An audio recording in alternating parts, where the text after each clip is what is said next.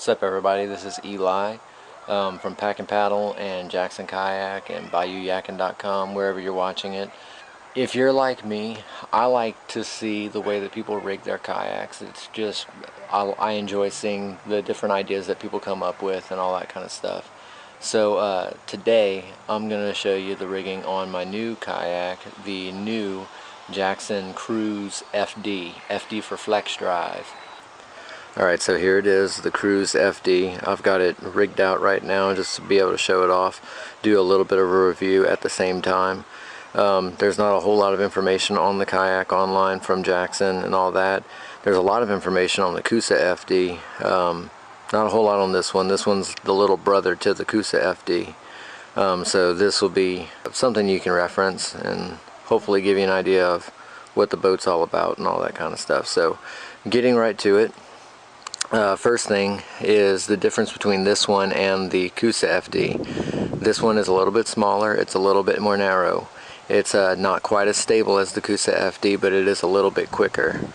A little bit of a more simplified design. It's really are sold in a recreational package and not a fishing package like the Coosa is. But it's super easy to rig for fishing, and they've pretty much designed it with that in mind. So here we go.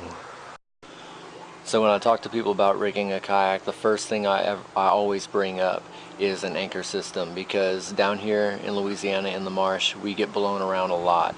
Even though kayaks are a little bit more low profile and they don't get blown around by the wind like a boat would, we still get blown around by the wind. So having an anchor system is it's a key factor. I was kind of in limbo about what kind of anchor system I wanted to put on this boat. I ended up just going with the same old thing that I've been using, and that's the shoe pick system from Pack and Paddle. So let's take a look at it. I'll show you what it's about. So the shoe pick system is two anchors on the boat at the same time.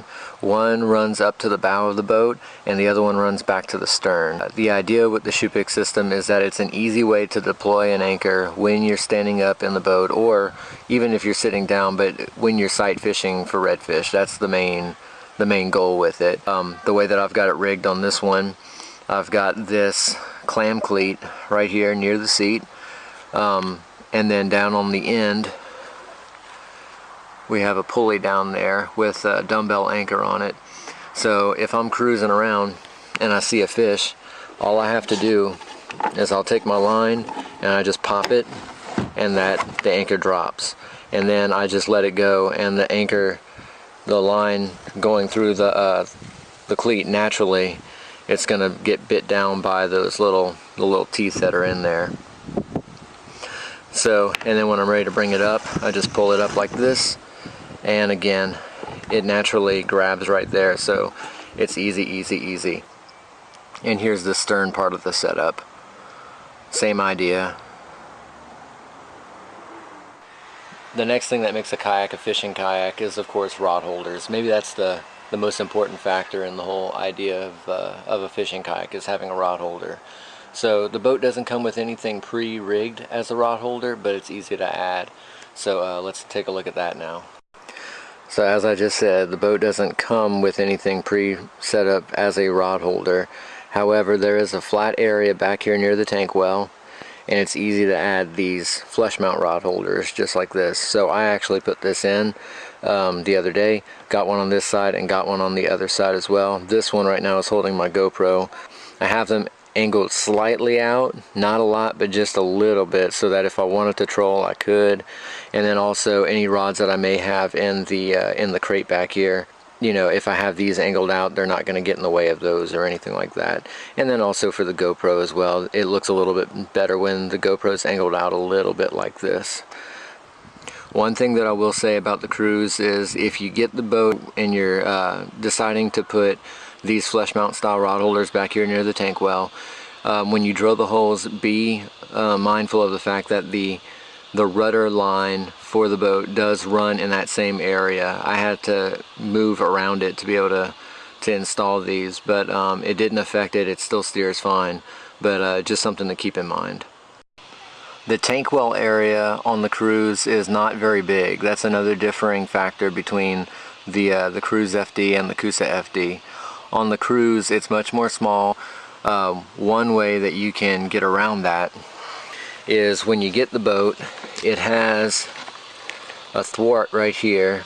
It's a gear track basically, but it goes across to the other side. I ended up taking that off. It's just that little bolt right there. I took it off just to kind of widen up the space a little bit, make it easier to put my milk crate back there. And then I've also got a little bit of room because of where I have the seat. I can put a soft cooler right here in between the two, or in this case I've got my battery box for the GoPro right there. In my crate I've got 4 rod holders, but 3 rod holders on the back, one right here, a little de-hooker gadget right there. My tackle box is back here. Got a small one for hooks and stuff like that, jig heads. Got one of these guys for all the top waters.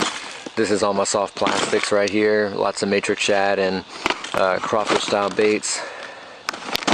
This one is my bug box. All them bug curl tail jigs and stuff like that. And then this guy right here is spinner baits and spoons and stuff like that. So right now obviously it's the redfish stuff that's in there.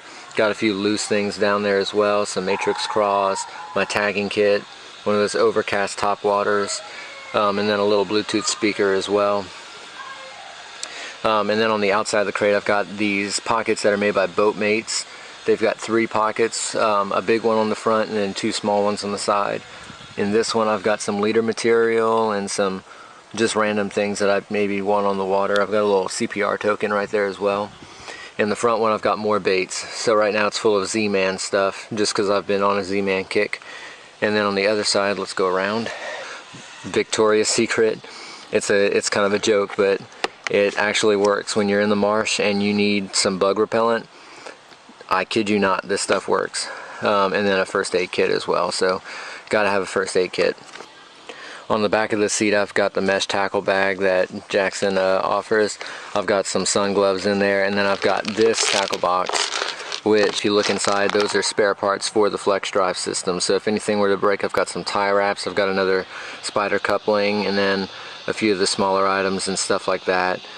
Just in case I needed to fix something on the water, I can do that. When fishing tournaments, you need to have a bump board or some way to measure a fish. So I've got this sliding one by Fraybill, and I just keep it under the seat right here, just kind of out of the way.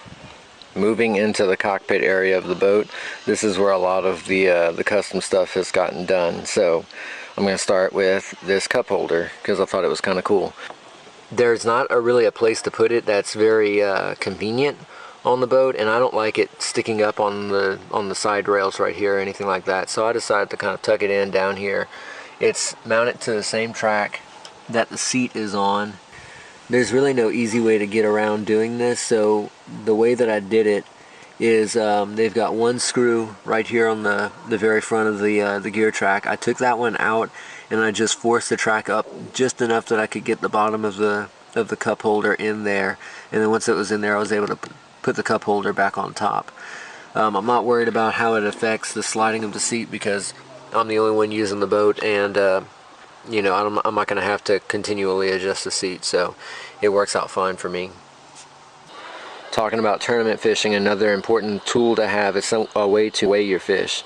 So over here I've got a lucid grip, which will show you the weight when you clamp it onto the fish, and I've got it mounted to the side of the kayak with a park and pole clip made by Yak Attack. On the other side I've got a new product that I've just recently learned about, but it's called the Side Bro, and it's made by Burley Pro. And I've always wanted a way to keep scissors and pliers near the seat, but keep them on the boat all the time, and this makes it super easy to do that. So I've got my pliers, my scissors right there, and then they've got this little pocket which has become kind of a tackle area, I guess reject tackle or staging tackle. So yep, that's the Side Bro by Burley Pro.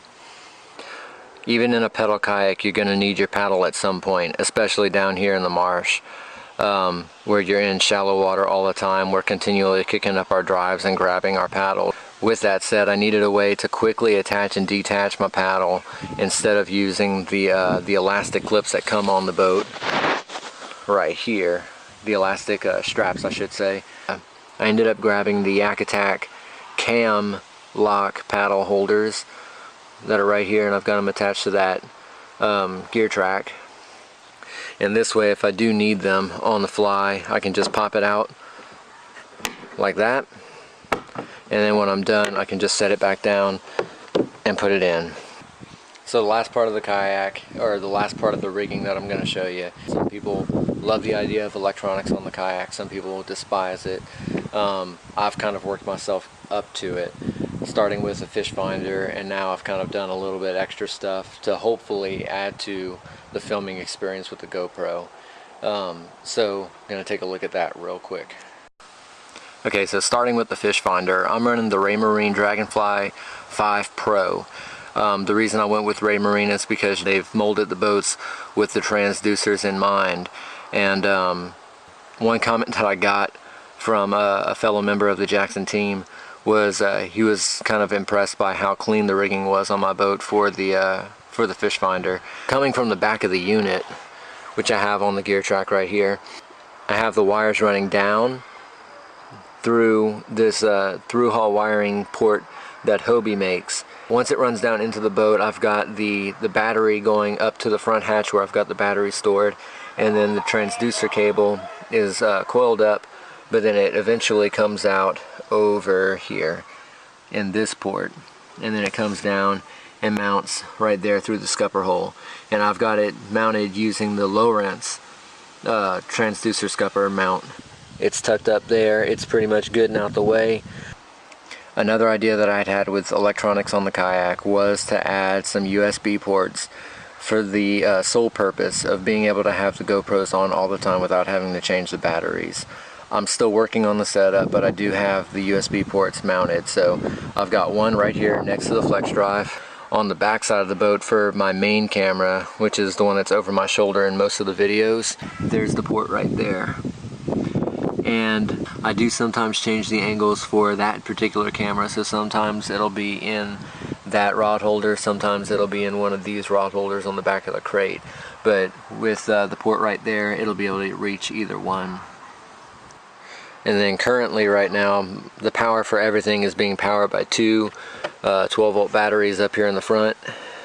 The 10 amp hour is powering the fish finder, and this one's powering the USB ports.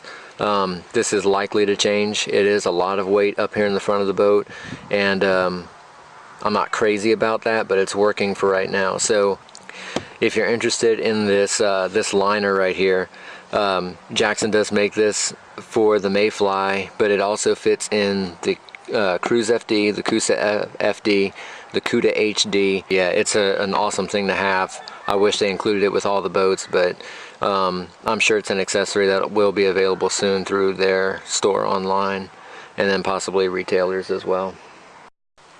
So there you have it. That's my new Cruise FD. I'm really happy with the boat. I'm excited to be using it. I'm excited to have pedals finally. Just kind of open up a little bit more distance for me, I guess, in the marsh, and then the capability to be able to you know, fish and move the boat at the same time. And I'm just looking forward to the next year using this boat. So catch you later. If you come to Pack and Paddle, I'll see you there.